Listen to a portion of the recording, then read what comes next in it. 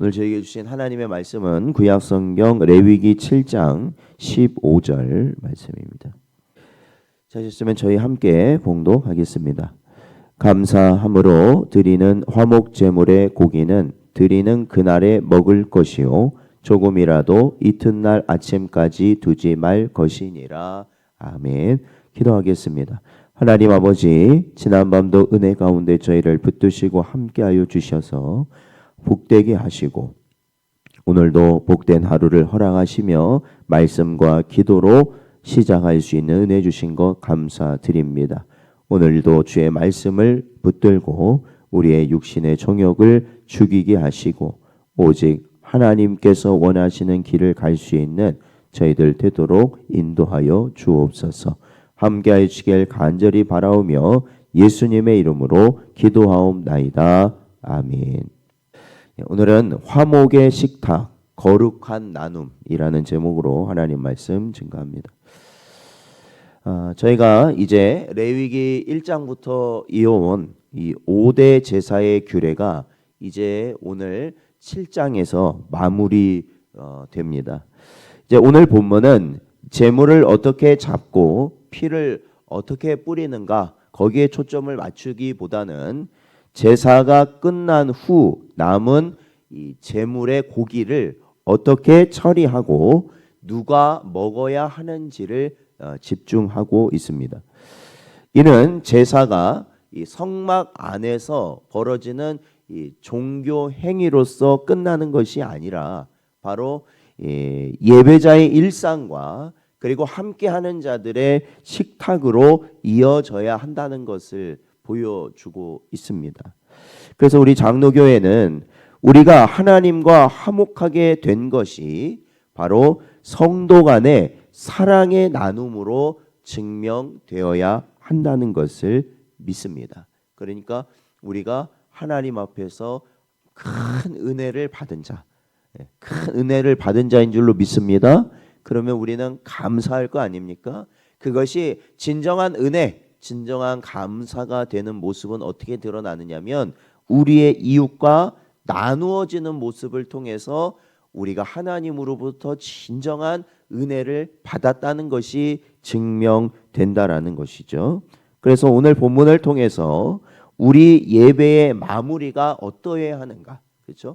우리가 하나님께 드리는 예배가 참으로 하나님께서 받으시는 예배, 또한 하나님이 은혜를 주시는 예배가 된다는 것이 어떻게 마무리가 되는 것이 그러한 예배가 되느냐라는 것을 깨달아야 된다는 것이죠. 결국에는 하나님께 우리가 정성을 다하고 힘을 다하고 또한 하나님께서 우리에게 큰 은혜를 주실 예배라면 그것이 결국은 나로 끝나는 것이 아니라 그것이 나의 이웃에게까지 반드시 전달되게 되어 있는 줄로 믿습니다.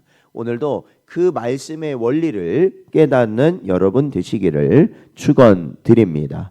1절에서 10절 말씀을 보면 속건제와 속죄제의 규례가 계속해서 등장하는데 이 속건제와 속죄제의 고기는 지극히 거룩한 것이기 때문에 오직 제사장들만 성전 뜰에서 먹을 수 있었습니다.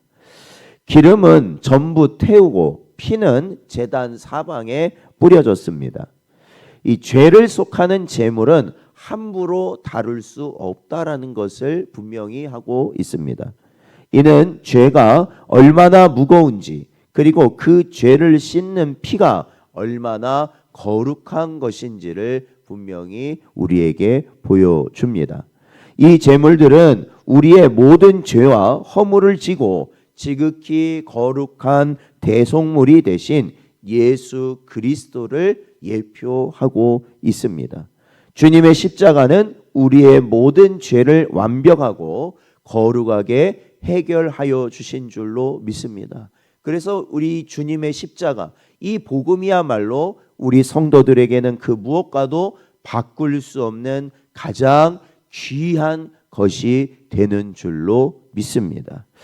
11절에서 18절 말씀을 보면 화목제물 중에 감사제의 고기, 그러니까 이 감사함으로, 그러니까 화목제라는 게 이 자원함으로 드리는 자원제라고 말씀드렸잖아요. 그러니까 감사하여서 드리는 제사, 그러니까 감사제예요. 화목제 중에서도 감사제. 이 감사제의 고기는 이제 그 감사제를 드리고 나서 나오는 고기는 그 날에 다 먹어야 했습니다.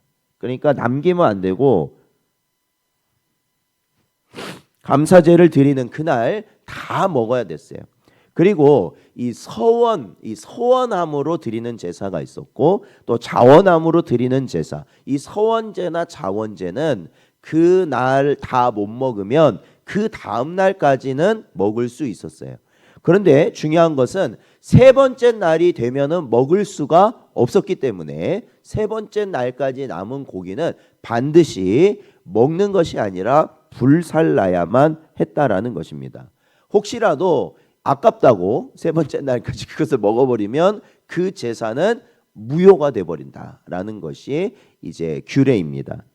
이렇다는 것은 이 화목 제물은 하나님께 기름을 바치고 또한 제사장에게 가슴과 뒷다리를 내어주고 또한 그리고 예배자와 이웃이 그 나머지의 모든 것을 함께 나누는 교제의 식탁이 되는 것을 보는 것이죠. 그러니까 이제 화목 제사를 드리면 하나님께도 바치고 제사장에게도 드리고 그리고 사실 훨씬 많이 남죠, 고기가. 그것은 나와 및 우리 이웃들과 함께 나누게 되어 있어요. 그런데 특별히 여기에 보면은 당일날 먹어라, 이튿날까지 먹어라, 이렇게 딱 시간이 제한되어 있잖아요. 그러니까 이것은 결국 뭐냐면 고기를 독점하지 말고 반드시 이웃과 나누라는 원리가 바로 여기에 담겨져 있다라는 것입니다.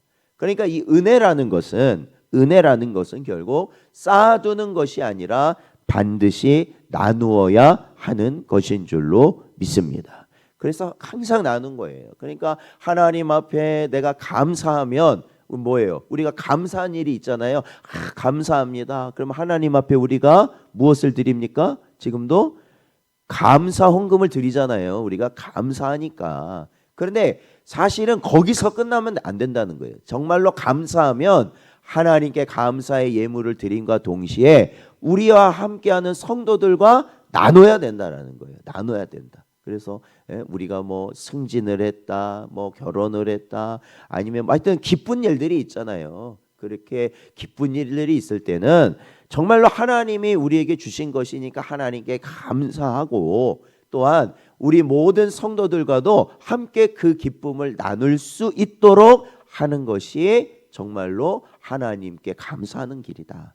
그래서 이제 그거를 보통 뭐로 대체를 하냐면 우리가 떡을 돌리는 이제 이유가 거기에 있는 거죠. 그래서 지난번에도 항상 말씀드렸지만 1년이 52주죠. 52주 매주 떡 먹는 교회가 되기를 주의 이름으로 축원드립니다.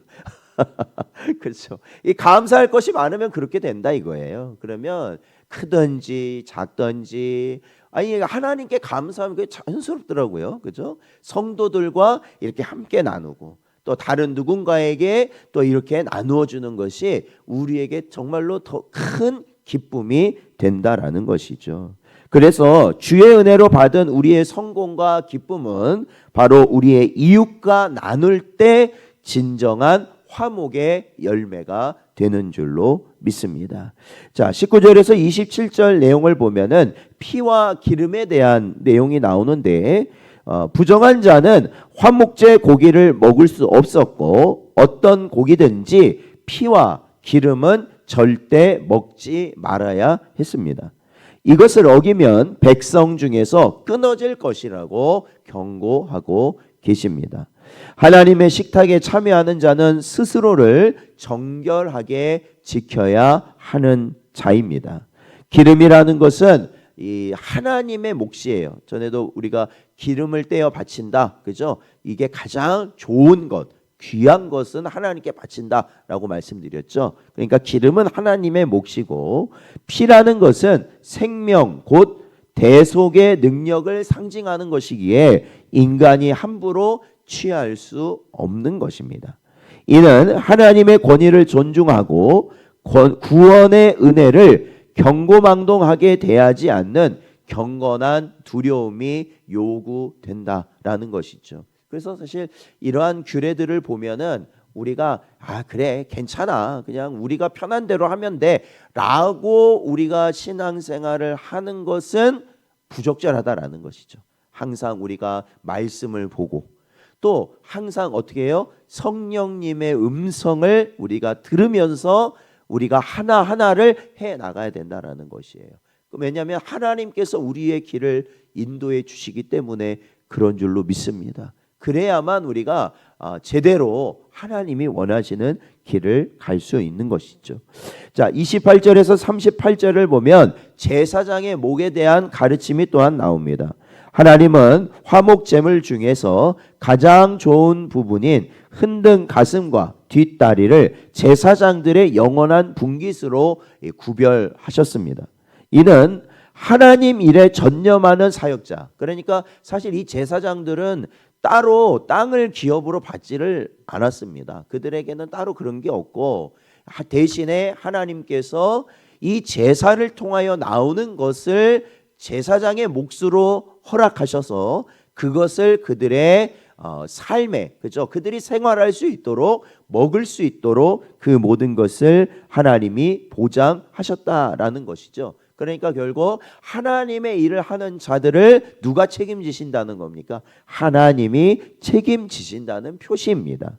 그리고 이 백성들은 이웃과 나누기 전에 우리가 이제 화목제물에서도 나왔지만 하나님께 바치고 그 다음은 누구의 몫을 떼어줘요? 제사장의 몫을 떼어주고 나머지를 자신들이 먹게 되어 있지 않습니까? 그러니까 이것은 뭐냐면 백성들은 이웃과 나누기 전에 먼저 하나님의 사역자를 어떻게 해요? 챙겨줘야 된다라는 거예요. 그들이 이 하나님의 일을 전념할 수 있도록 그 일에 힘쓸 수 있도록 그들을 또한 챙겨주고 대접하는 일을 해야 된다라는 것입니다.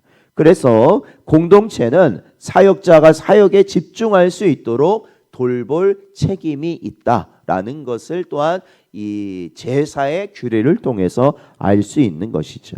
사랑하는 성도 여러분, 오늘 레위기 7장은 제사의 완성이 먹고 나누는 것에 있다라는 것을 분명히 보여주고 있습니다.